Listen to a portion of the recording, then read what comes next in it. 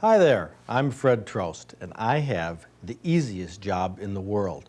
No, I don't mean what I do week to week on Michigan Outdoors. I'm not talking about that. I'm talking about right now, this next 90 minutes. My job is to psych you up for deer season, showing you the opening days that we've done on Michigan Outdoors in the past. Well, this has got to be the easiest thing going. If you have this video, you're already psyched up about deer hunting. November 15th, the firearm opener. Oh, that's something that gets me going. Every year, there's no day of the year that keeps me awake the night before, gets me concerned I'm gonna miss it. You know, there's all kinds of anxieties that we go through. But deer season, deer hunting is something that there's just no parallel to it of any activity in this country. Those of us who deer hunt know why we love it. Maybe if you're questioning this, you're gonna find out in the next 90 minutes why deer hunters hunt.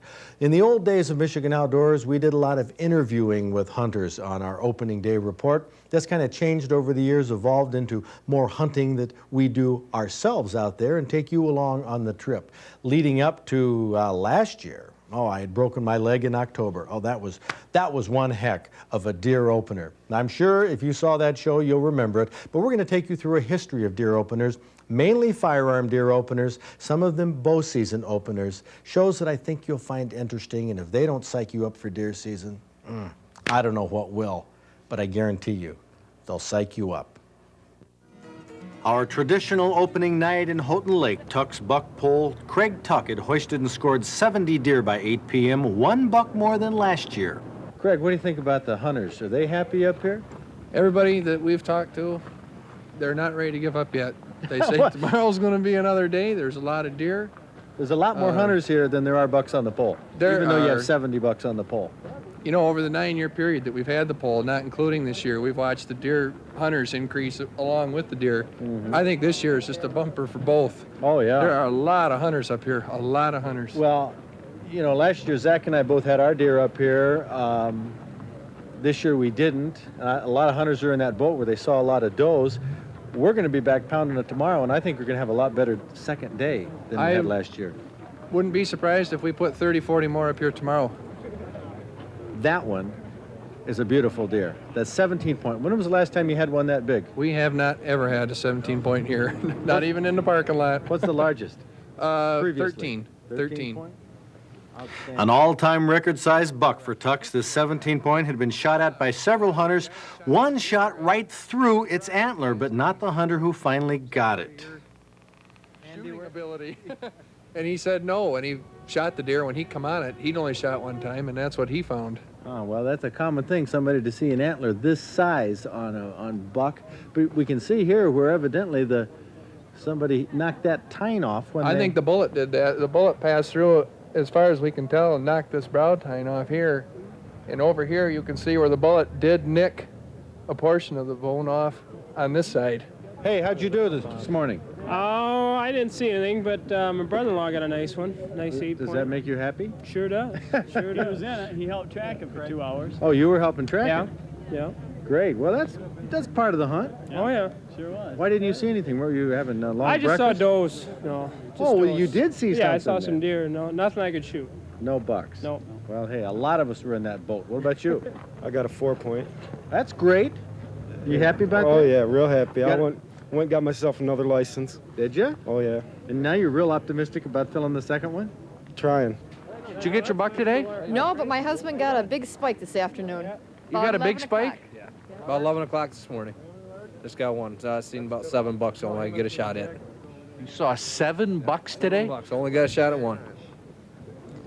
Big spike. Yeah, big deer, about 180. Jeez, oh, Pete, over here by Houghton Lake? Yeah, just a little bit west. Just a little bit west Houghton Lake up in Misaki County. What a good season for you. You got venison then, right? Oh, yeah. Yeah, we really like it. Looks like quite a few other people are going to like it, too. How come you come over to the buck pole? Well, we went past at 2 o'clock this afternoon. I said, I got to go back and stop and see what it looks like. There's a lot of deer here, isn't Yeah, there? it is. One of the better seasons you've had? Yeah, I'd say so, yeah. There's been a lot of nice bucks taken this year. Exceptional lot of nice ones. That's a big 8 point. That's your first deer? Yeah, it's my first one. Finally paid off. Did a lot of work, finally paid off. What do you mean a lot of work? I'm carrying in bait. Been doing it for the last 3 years and been baiting and seen a lot of bucks, but I just never could get a good shot at them, and missed an 8-point this morning, and I sort of was upset about it, and he was standing right in front of me, and good night. How long you been hunting? Been hunting 4 years.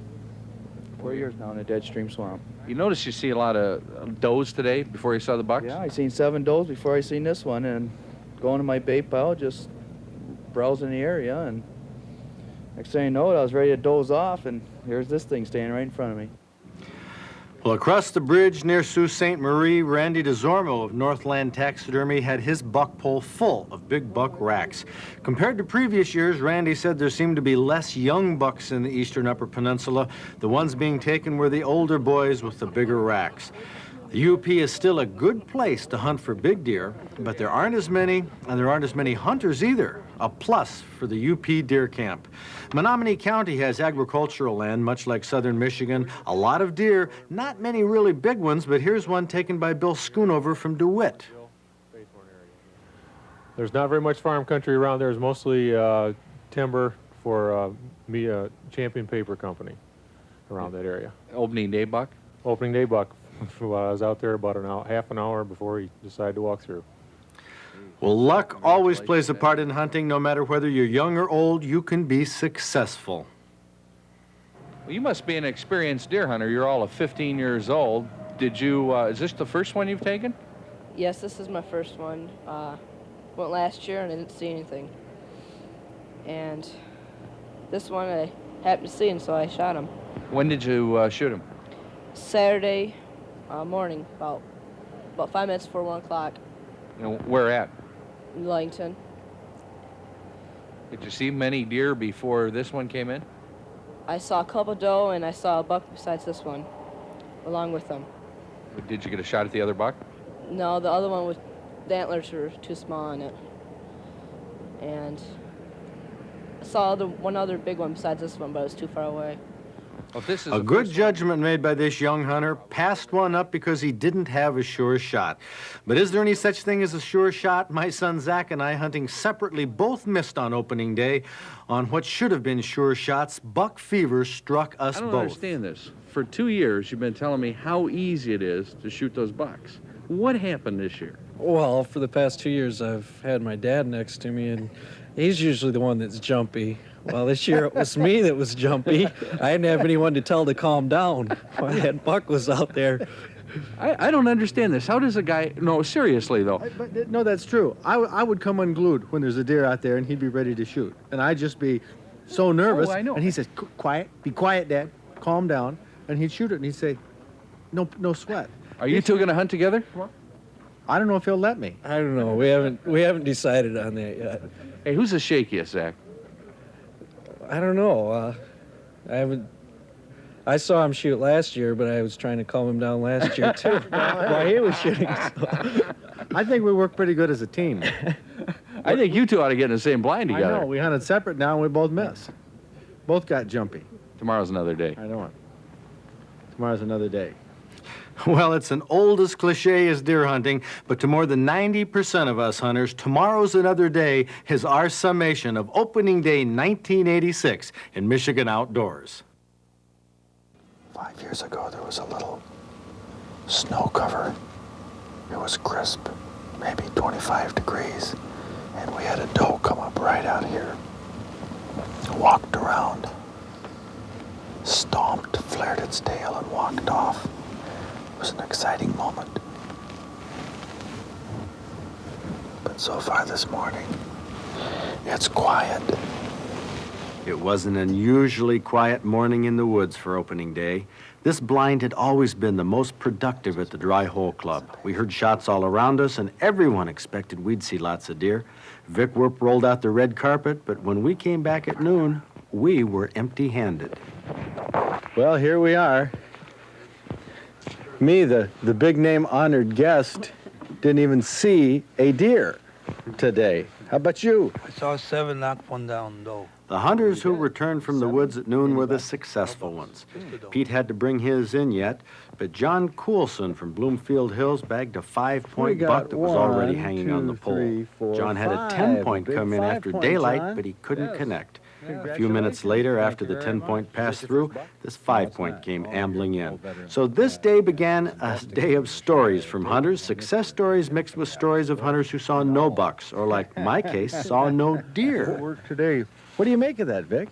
I just, How can this be? There are more deer. I've been telling people there are more deer than ever before in this I state. don't understand why you didn't see a deer. The first 3 men that reported in saw 14 deer, of which 3 were bucks, and 2 deer were taken. The other 9 fellows haven't come in yet. Huh. Stop by for a little bite to eat at lunch here at Dunleavy's Floodwater Inn, we're told to say here in Hillman, and ran into Jack Owen. And Jack, congratulations. Thanks a lot. Your hunting's over for today, huh? Yes, Fred. I think it's over for the season. For the season. Well, you got yourself a nice 6-point that I've heard is way back in the swamp somewhere where you hunt. Yeah, I really like to get back in where there's no other hunters. The deer are very relaxed, and this one popped right out at me about 10 after 8, and I shot him. Now, how far back are you talking? Half a mile. That's half mile in a swamp? Yeah, it's all swamp drag. You have to wear hip boots or anything like that? No, just good boots that don't leak. You know, it's a lot easier to go in a half mile than it is to drag a deer out a half mile. Yes. That's yes. why a lot of guys don't go in and hunt them. Well, yeah, it took me about an hour to decide to start the drag. I procrastinated the whole thing. I always do. But once I get started, 3 feet at a time for many times. Is that right? Well, you got yourself a good stout stick. Yes. And just... Well, Jack was one of the few lucky hunters we saw by 2 o'clock on Sunday.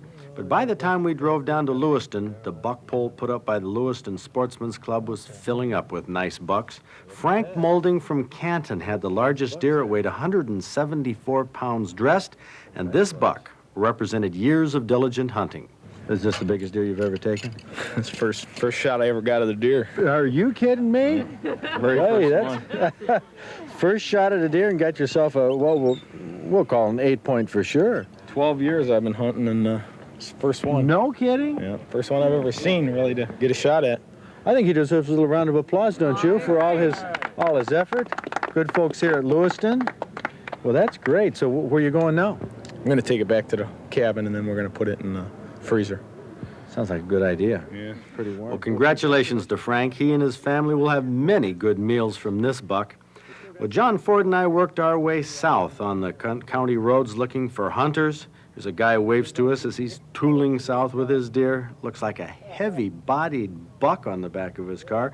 We saw lots of deer on the backs of cars and the beds of pickup trucks. And all this success, I was wondering if my opening morning was just hunter's luck. I pulled the Bronco up to an empty-handed hunter, Denny Rivard from Midland, and we compared notes. We saw one. We saw a few of them that on the way out that were shot, but we didn't have any luck. How about you? Nope, didn't see hide nor hair this morning of a deer, and we were in the best blind in the whole place, the one that consistently produces more deer. But I think myself, just the weather is so easy on them. I do too. Beautiful hunting though. Oh, it is? Can't beat the weather. I don't think I've ever been more comfortable in a blind. No, I don't think so either. Well, you have to go back to work tomorrow? Well, where were all the bucks? Well, we found them at 8 o'clock. Tuck Sporting Goods in Houghton Lake on the buck pole. There we go. What's happening? How you doing? All you guys get deer? Trying. Great. How many bucks they got up here? Anybody know? A lot. I guess a lot. How many did you say? I think about 60, 65. 65, something like that? Nice looking ones. Holy cow.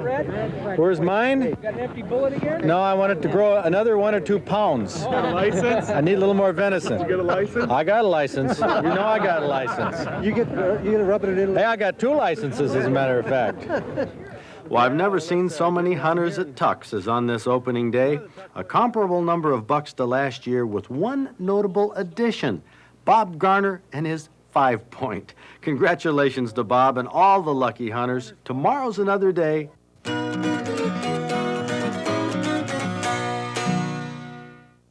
It's 20 after 7 here on opening morning. We're on a knoll that is overlooking a little aspen stand and the tail end of a swamp. that is right by a rye field, a big rye field. Jimmy Butler's potato farm is right here. A lot of deer are in the rye field in the morning, and they move into here and through here to bed. We're on a knoll, and on this knoll, it sort of splits the deer runs. So they come from that field and they go both directions. We only saw a couple deer out in that field a few minutes ago. Nothing has moved through here since daylight. We've had some rain mixed with snow. Wind has been gusting on and off. Not bad conditions, but not the best. We need a few more deer. Well, we'll just wait them out. Well, we couldn't wait as long as we planned, though. Seemed that the weather got the best of us. Here we are, sleet, freezing rain coming down. It's only 5 after 8, but we had to abandon the blind. Our camera was getting soaked. Everything was getting soaked. We didn't see any deer. So here we are out on the road, which you can see. We have a lot of sleet on the road. Not the best opening day conditions by a long shot, but we know bucks were taken, and we're going to go out and talk to some people who've had some success. Remember, that was my plan, but first, a quick check of a small swamp. Well, the rain is pelting down right now. It's only about 8:15 in the morning on opening day, and this really dampens the enthusiasm of hunters, dampens the activity of deer, and it makes it all around miserable. It's going to be tough driving getting back to the Mackinac Bridge. We're going to give this one last shot here. Now, Jeff is going to be working from that barn back through this swamp, and usually we kick out some deer. At least that's what Jimmy Butler says. We'll be kicking deer out here that may come right across this bean field. I'm going to be down in the corner. Maybe I'll get a shot at a buck. I don't know. It's our last chance, our last hope. Well, I thought at the time that this was our last hope, because I had told Bob Garner and everybody else that by 10 o'clock or so, I'd quit hunting, and John Ford and I would head across the UP talking to successful hunters. We could hear their gunshots.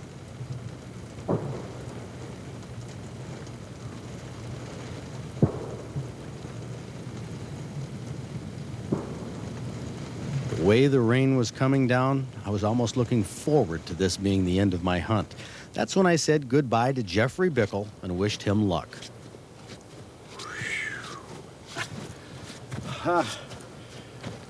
Well, we squirted about, 16, 18 deer out of there. What do you think, Jeff? Yeah. So what are you going to do the rest of the day? Well, go eat something and then head back out to the woods, probably. You're going to sit? Yeah. Probably sit on the bean field here tonight and watch for that big buck. What do you make of it, an opener like this? Weather could have been better. Wind could have been down a little bit. I don't think the deer are moving too much this morning.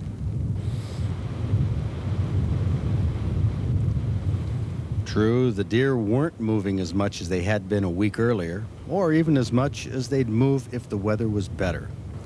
But before we started towards the Mackinac Bridge, John and I decided to take my gun and his camera to the edge of a rye field, just for an hour or two. Even though the rain would pelt down between drizzling spells, we found the deer were active in the late morning. And since visibility was poor with the haze, I'd check for antlers through my rifle scope. Only one thing was bothering me, besides the fact that by now we were supposed to be on the road for this TV report, the problem of looking at deer through glasses that would get covered with water droplets little by little, and finding the same problem with my rifle scope that would also fog up if I closed the lens caps. Well, you can see deer okay with rain-covered glasses, but that's not the problem. The problem is, can you see antlers on deer when you have raindrops on your glasses? That's where I had great difficulty. And when you have only a buck tag, you had better be darn sure that deer has antlers before you shoot.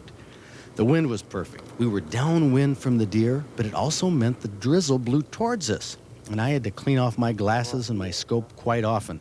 Unfortunately, I didn't clean them often enough.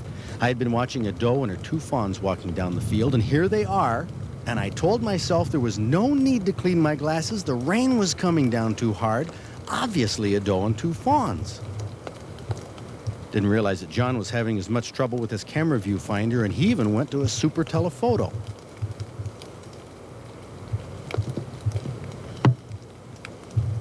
On a TV screen, those antlers are obvious, but we couldn't see them until the buck got within 100 yards. I would have sworn it was a doe.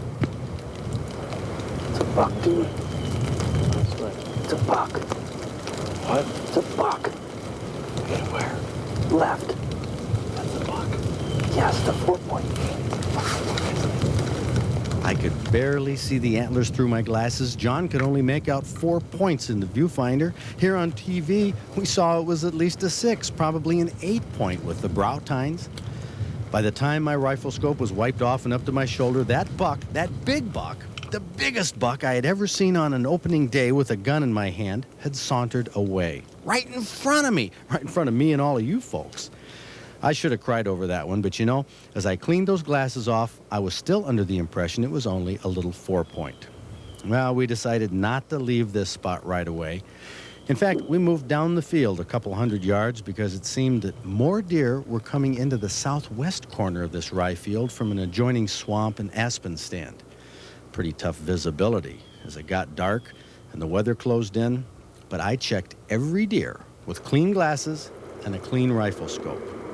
Time flashed by, it was getting later and later, but deer kept coming into the field, and there was no way another buck was going to slip by. I mean, no way. What would you do in a circumstance like this? I know what I did. I changed my plan. Well, you know, my plan was to leave at about 11 o'clock and go to the eastern end of the UP, the bridge, interview hunters on the way. And Bob Garner, I got to apologize to you. You're going to have to interview the hunters. I'm trapped. I can't leave the western end of the Upper Peninsula. The deer have me penned in, hemmed in. I'm afraid if I made a move, you know, it'd be all over for me. So I've got to stay here until dark. John and I decided that we've got to do this. Of course, there's got to be a buck coming out here sooner or later. We have 11 deer in front of us right now. They've been filtering out for the past couple hours. I just wish I could leave and go interview some other hunters, but I don't know, this is one of the toughest decisions of my life. No, don't believe that for a minute. It wasn't a tough decision at all. But who could blame me, though, for spending the entire opening day hunting with this many deer around? Time to check for antlers. Oh, shoot. One thing about this weather. It keeps fogging up the scope. Gotta wipe it off all the time.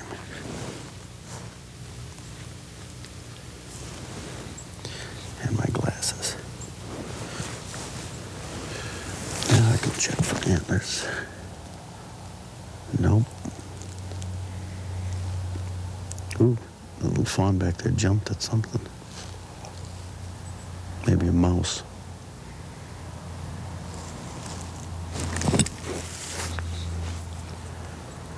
Not an antler in the group. Well, I waited right down to the end, last light, cleaning off my scope, wiping off my glasses, checking for antlers on every deer that stepped into the field, rechecking every deer 2 and 3 times. That big buck taught me a lesson. The same lesson I learned over and over on opening day.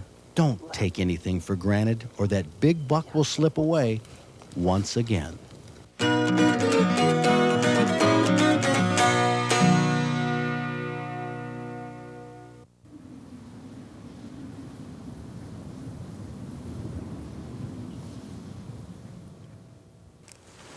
Beautiful opening morning. This is the type of day we've been waiting for 10 years on November 15th.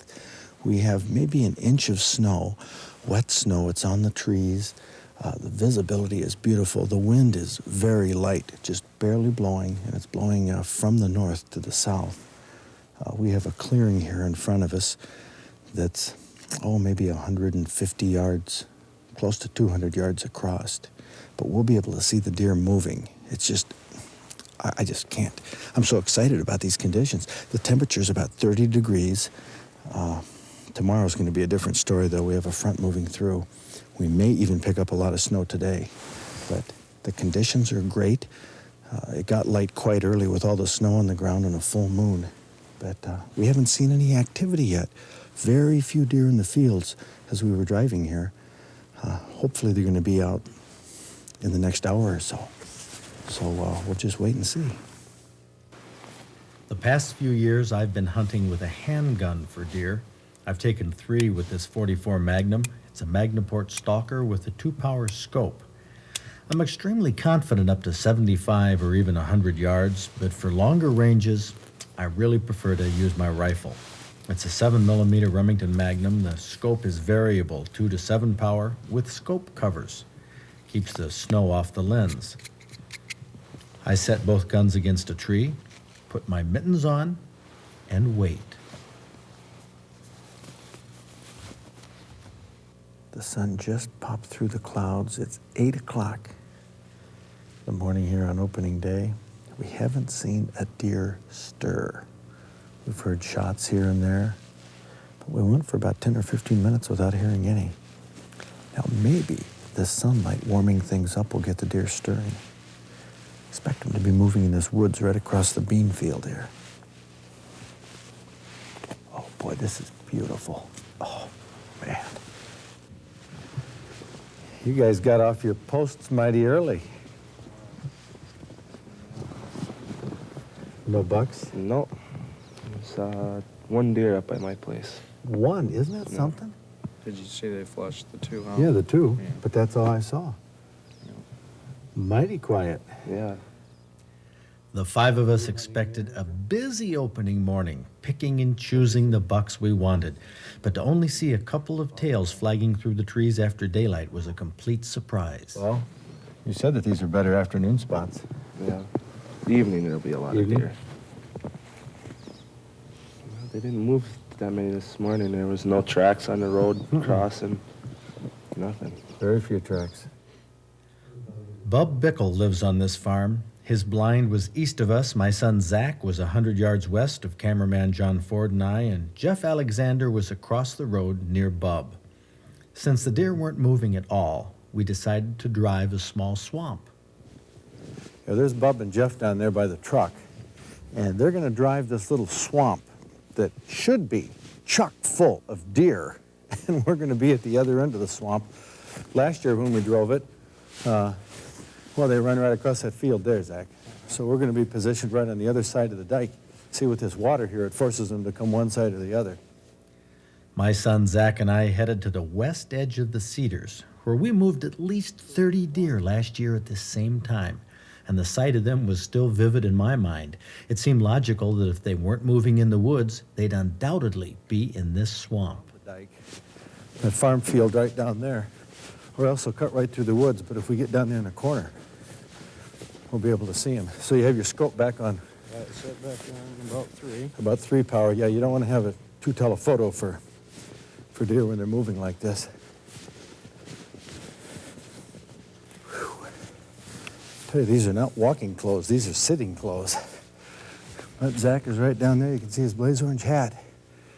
And they should start driving about any time. So I'll just kind of get back up in here. Keep an eye out.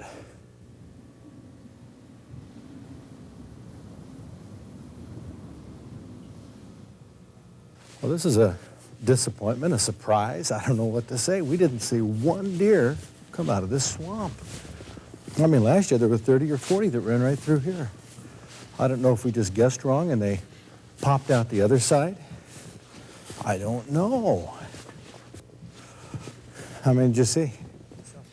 Well, we expected dozens, but saw none. Bub and Jeff said they saw a group of 4 ambling out of the woods before they started walking, but no deer were bedded in the swamp. Could this be the calm before the storm? It's what we call snow clouds. Pouring in from the north. They'll be dumping a lot of snow this afternoon, maybe. Okay, that doe just spooked. She came out, I think. She may have seen us. Do you see the fawn next to her? Branches in the way. Yeah, there's a branch there, but that's a doe and a fawn, apparently.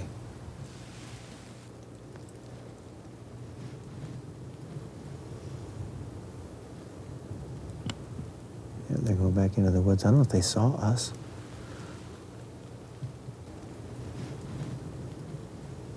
Oh, there goes another one.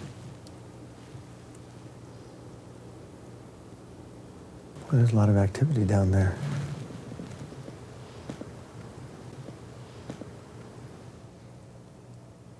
They're snorting. I'd say that they smelled Zach. That'd be my guess.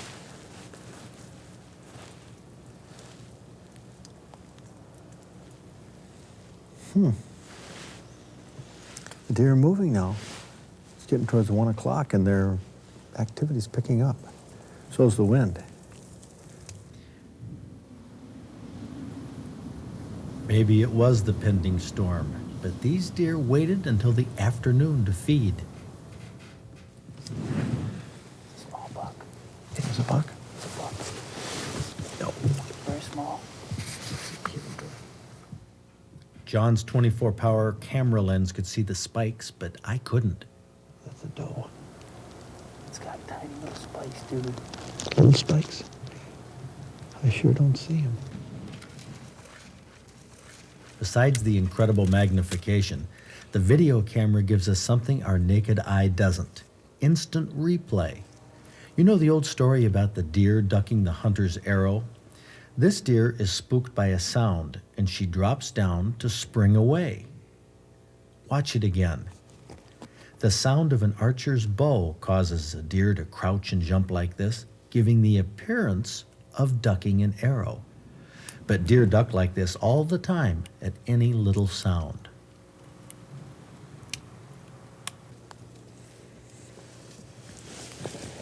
Boy, they sure weren't out here this morning, but this afternoon, they've been regular. She seems at ease. She's flipping her tail.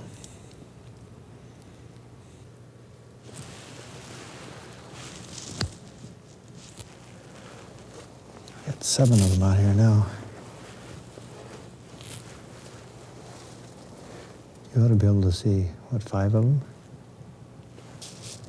Now that sunset is a little over an hour away, the deer are moving and feeding freely. I can peek under branches and see the other deer moving into the field. John's camera isn't so flexible. Even though Zach, John, and I all have antlerless tags, and the farmers in the area want many of these antlerless deer removed because of crop damage, we, well, like many hunters, hold out for a big buck on opening day. Last year, I didn't see the 6 or 8 point in the rain. This year, I couldn't see the size of the spikes. You gonna shoot him? I don't know. Can you just scoot over and I can give you a better idea?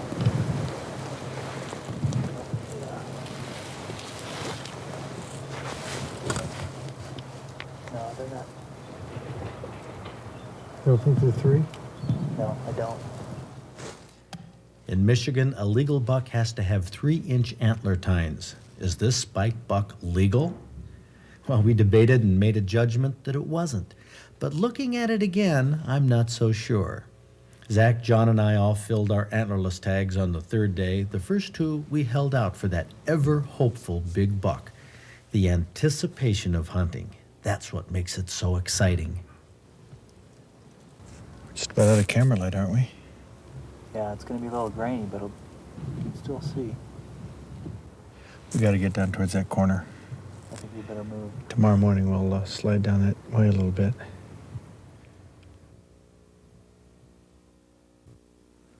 The clouds are pink in the sky, the few clouds that there are. It's a very clear morning here in Michigan's Upper Peninsula.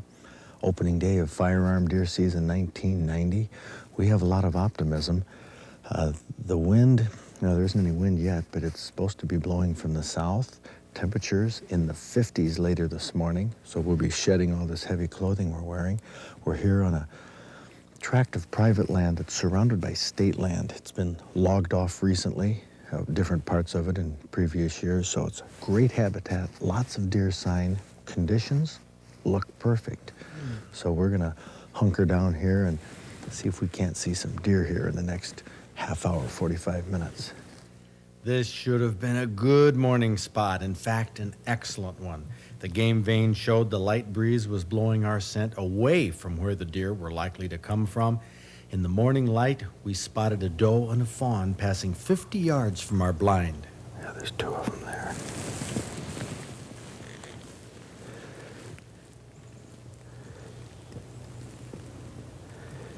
Doe and a fawn.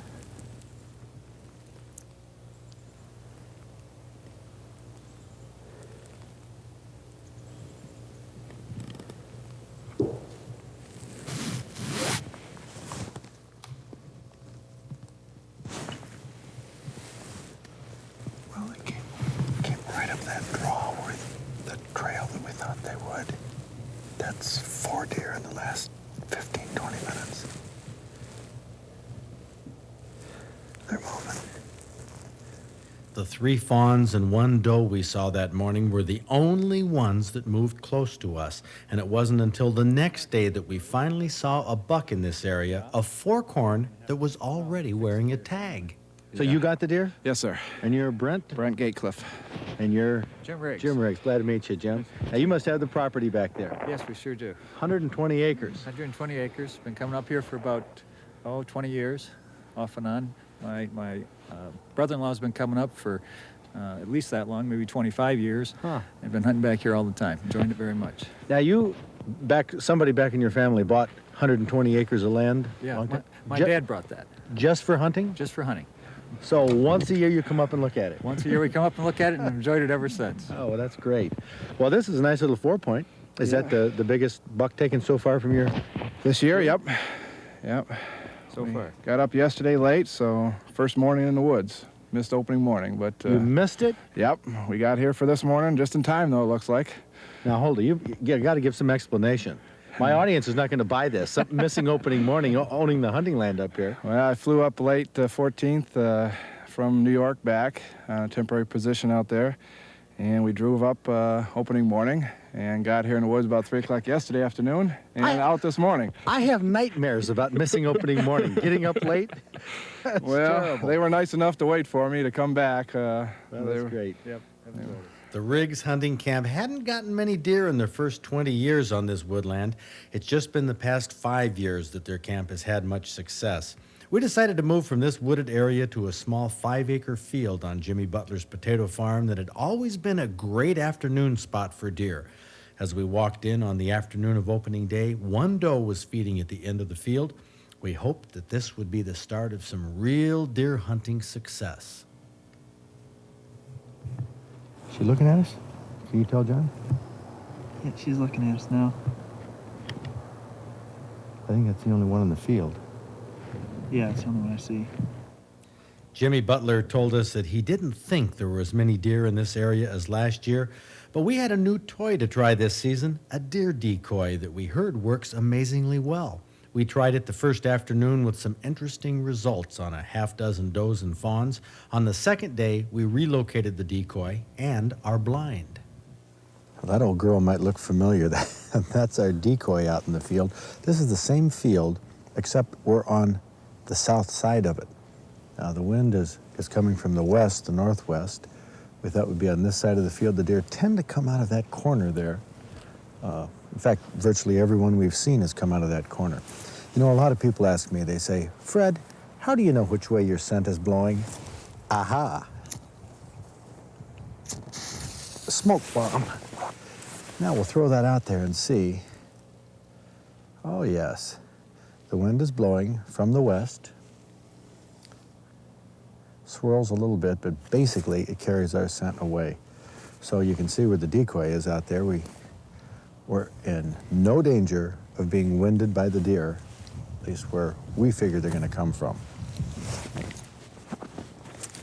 John, this, of all the places we've been, this is the catbird seat. You said it now. No. I said it now, I ruined it.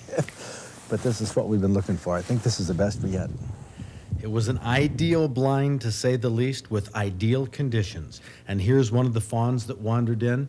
The ones that came into the field all exhibited the same basic response to the decoy, hesitating, cautious, but totally fascinated by this deer that wouldn't move. Oh, this is hysterical.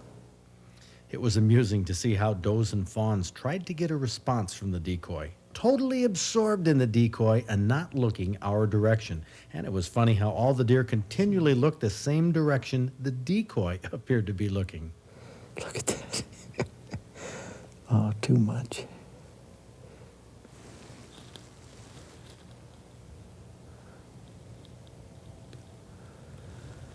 Well, that walked all around that decoy that we had been touching.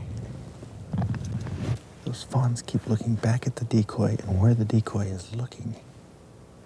It's going back again, but it walked all around it, walked downwind from it. Apparently didn't smell where we had touched. They're just fixated on that decoy. I'd like to see what a buck does. Only 2 fawns had come into this field the afternoon of the second day, but after sunset, when it was almost too dark to videotape, a small spike buck stepped into the field and walked right to the decoy. We'll show you how deer react to decoys on a future show, as well as the massive antlers from this buck, which I took a few seconds later. Speaking of massive antlers, here are the 2 biggest bucks we came across from the area we were hunting. Wouldn't you know that the guy to get the biggest deer up here at the Jimmy Butler farm is Jimmy Butler, and he didn't even get on his farm? Did you, Jim? No, not exactly. How come you don't hunt your farm like the rest of us? Too many hunters. How far away from your place was this buck? Oh, about 5 or 6 miles. And it was way back in the swamp? Quite a ways back in. You always like to hunt way back there where nobody else is. Well, I try to get into areas where there's no human pressure, and I just like to walk and sneak, still hunt, and just sit occasionally and sit for a half hour or so and get up and pussyfoot around, and that's how I like to rifle hunt. Now, is that the story on this buck? Yes. I actually shot the deer at 10 after 12. It's about the 3rd or 4th time that I sat down, and on this occasion, I sat down to watch. Well, I found this area where there were 3 or 4 scrapes, and I thought it was a good spot to watch for a while. And I sat there for 15, 20 minutes, and I thought I'd eat my lunch. So I ate my lunch, and I was just sitting there enjoying the day, and the sun was out. It was bright, and it was warm, and you know what he's getting to, don't you, Phil? and I was getting a little sleepy, so I thought I would just kind of lean back and take a little snooze. And you actually zonked? I believe so. That's great. And I don't know how long I was snoozing, but in the process there of sleeping, I managed to hear a twig break. And when I heard it break, I jumped up like that, and there 20 yards in front of me was the buck with his nose to the ground, and he was skirting his scrapes there. And I didn't even have time to think. I just reacted. I raised the gun and got him in my sights and fired. That's amazing. And I happened to luck out. So you go all the way back into these swamps and snooze? Well, it was, it was 12 o'clock. It was time for my nap. Well, that's a great story. This buck is a 9-point buck, 17 3/4 inch spread. Right. We can still work you into the book, though. Well. I mean, because Jimmy Butler, the man who has a farm up here that we hunt. Now, the second place contender here for the Butler racks. Phil, what's the story on yours? I was just getting a little bored with sitting so long, so I got up, walked over to these slashings, and I could hear something coming through the slashings. And pretty soon then I saw him, and I just raised the gun and took a shot. And it was simple. Yeah, it was So you got an 8-point. Yes. Is this the biggest buck you've ever gotten? No, I got a 10-pointer back in 1983. Where Nice was that? deer. Up around Kalkaska. Oh, well, how do you like hunting in the UP? I love it. How come? Never go in the lower. How come? Beautiful country. Definitely getting away from it all. Yeah, and it's pretty up here. I like it. Yeah, and of course Jimmy gets away from it all too. He never hunts on his own place. Well, that's great. 2 big racks to come off of the Butler farm here in the Upper Peninsula. That's why we come up here. Now I may have seen one like this 2 years ago. Yeah, I kind of think you let it slip past. I let it slip past. But they're up here, and that's our report from the UP. Jimmy, congratulations on that. Fred. You too, Phil. Thank you. Thank you, Fred.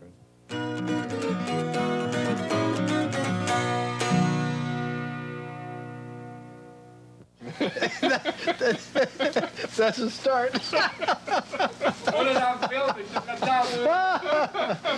Oh, boy. We'll give you a toothbrush. This is bow camp, a traditional long weekend that we look forward to every year. Does it look like we're having any fun? You know, it's not just the hunting that makes a hunting camp a good time. It's the people, the location, and the fact that we're getting away from it all. Fried potatoes with bacon, grease, and onions, fluffy scrambled eggs for breakfast. Mike Ignat from the Houghton Lake Chamber of Commerce was our cook, and Bob Garner even tries to steal some food from his plate. Watch that. You know it must be good. Food always tastes better at hunting camp. You know, you feel better up there, you're more relaxed, and with a group of friends who are compatible in the way they hunt, cooking outdoors and spending your waking hours in the open air are a real pleasure. Everybody has a job to do. Pitching in with the chores, cutting the wood, and helping Mike with the meals was Jerry Burgess. Full-time, he's a lieutenant at the Houghton Lake State Police Post. He kept the campfires burning for us around the clock. And everybody pitched in to put up the tent. This is where most of us slept, at least the guys. This is called a pumpkin tent. It's a new Canadian product that came to the outdoor fair last July. This was our first time putting it up, but in 20 minutes it was done.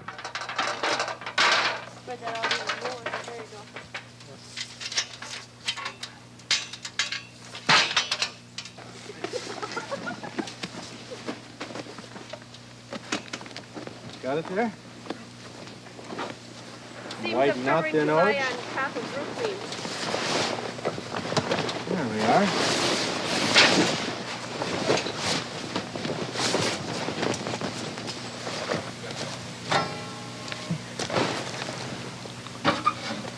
What is he working today? Wants to show up or something? These two up. Oh, yeah. Put those there. Hold them. Just the reverse order of what we more? put it down. Yeah, the guy needs a tent there. Yeah, you guys can go ahead and use it. Go in the back, guys. Ace makes waste now. Ace makes waste. Okay. Hey. If you'd like me to stand on it, I could. Area between shot cords and no Velcro is located. There we go. Do they have it with Velcro? There you go. Okay. Now. Hello. Hello.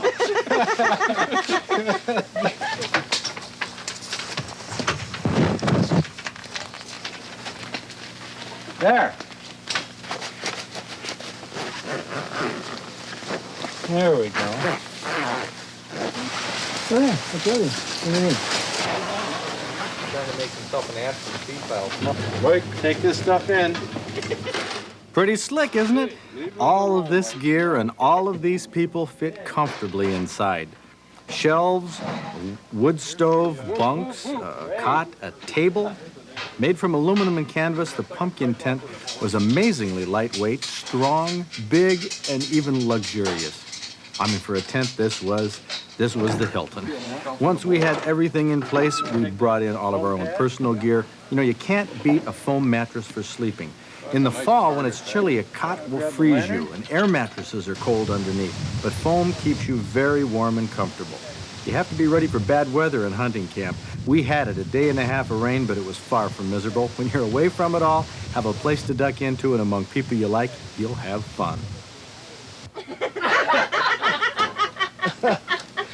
The pranks, the jokes, the kidding, you can tell that we didn't mind being cooped up for a day in the tent. Oh my My sleeping bag. Dorothy from Rogers City. I've been waiting 3 years to get that on you. 3 years. Well, you can see why it's hard to describe why deer camp is so much fun. I guess you have to be there, and I'm glad we all were. He yanked it out of my blind. Yeah, we're gonna get you. When the sun came out, we'd spend the middle of the day scouting new territory, driving over likely two-track roads, looking for places that other hunters might have passed up. We kept an eye out for oak trees. This fall's acorn crop has been really good, and deer visit the oaks daily to pick up the acorns that have fallen in the past 24 hours. When you have acorns near swamps, that makes an ideal location for big bucks at this time of year. Dave Borgeson likes secluded spots along trails, on the ground, usually on the edge of a marsh or a swamp. We could find plenty of areas like this. The nice thing about hunting next to a marsh is that it's a barrier to deer. They can't walk across it, they can't go through it, but they often walk in the thick cover along the edges. Swamps and bogs are good escape cover for deer, and when the hunting pressure gets heavy, the smell of hunters is around every stump. The deer move into the thicker cover where hunters don't like to go. That's why we like to hunt near these thickets or in the thickets. Right now it's worth spending some time in the oak ridges, but a ground blind next to some stumps or pine trees to break up your outline can be an excellent way to put some meat on the buck pole. We didn't have any luck, though, the first few days. But Bob Brockwell came across a nice spike buck that a young hunter downed the night before from a tree stand near Bob's spot. And at dark, the hunter didn't want to track the deer into the swamp, so he left his coat where he last saw the buck. In the morning, Bob went out there, found it, field dressed it out for him, and because the guy couldn't get back until the afternoon, we hung it up in a tree there in the swamp, draped the hunter's coat over the antlers, and hoped nobody else would come and take it. Now, this is really all you can do legally and ethically. So we felt good about doing a good turn for a fellow hunter. It was a nice buck, a nice shot, a good, clean, quick kill, and we were glad to see that there were bucks in the area. Psyched us up for getting out that evening, so we drove back to camp with new enthusiasm.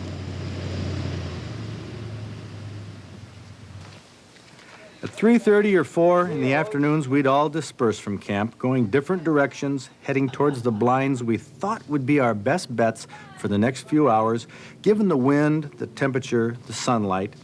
And we'd be back to camp right after dark. Mike Ignat would have a scrumptious hot meal waiting. Tonight, it's homemade applesauce, a Romanian casserole with sour cream, sauerkraut, and duck and goose. Might sound odd, but boy, you should have tasted it. We have a number of deer camp traditions in our camp, and one occurs right after dinner around the campfire. We take turns giving reports and telling stories of what happened to each of us that day, what we saw, what we heard, what we learned. And tonight, Bob Brockwell had the kind of story we all love to hear. At first I couldn't tell. I thought it was in front of me. I thought I'd heard some deer back in the swamp about, maybe 6:30 or so. And then about 7:14, to be exact, I heard this noise off to my left, and I looked, and I see the body of this deer coming through these oak limbs, and I said, oh, it's a buck. I could see the rack on him. He came into the stand that the hunter was in that I considered setting in, and I didn't. He came into it, went up to the branches that hung down close to the ground. He got his antlers into the branches and just moved his head around and rubbed his eyes between his antlers and stuff like this. And then he sat there and he pawed that ground like that. All this time my heart's going like this, and I can't shoot because of the leaves and the branches and stuff. And he spent maybe 4 minutes there, 4 to 5 minutes, just doing that, raking that thing. He'd look around like this, and my arrow was bouncing like this, and I said, he's going to hear it. He never even heard nothing. And he went into it, and all of a sudden he just turned and faced his rear end towards me. Well, I can't shoot that. I didn't want to shoot it. I didn't want to shoot it. That's a killing shot, but I didn't want to take that shot. And I kind of let him mess around. He kind of turned a little bit, and then he turned back. And all this time, I'm just saying, gosh, just turn broadside to me. Just give me a halfway decent quartering shot, anything. And finally he did, and he looked off into those popple slashings, and I drew that baby back, and I figured it was 30 yards, and I put that 30-yard pin, and I went right over the top of his back, and he just scooted off. He went into the popples, kind of on a northeasterly direction. He went into the popples, and he stopped, and he looked around like this, and then he just started walking. I said, son of a... And I knew I'd missed him. I just knew that I'd missed him. And so tomorrow, fellas, we got us a hat shoot. Tomorrow, this hat, it's been shot many times before. We're going to ventilate that sucker. And, many times before. Many times before, and you will all get an opportunity to add to it tomorrow. Some action. And I face off for action hat. The penalty for missing a deer in our camp, everyone shoots one broadhead at the hunter's hat from the distance he missed the deer. Kathy missed, of course, I missed, and the hunter, harasses you the whole time. Don't wish you no bad luck, you, but, Oh! thank you, Borg. Oh, good line. I love you, Borg. Especially if it hits from that beginning. Whoa! He was a close, but close don't make no difference. But things will never be the same. All right! Okay. Now, seeing that it was my deer that I missed, I can still get a chance to make amends. All right! You got it.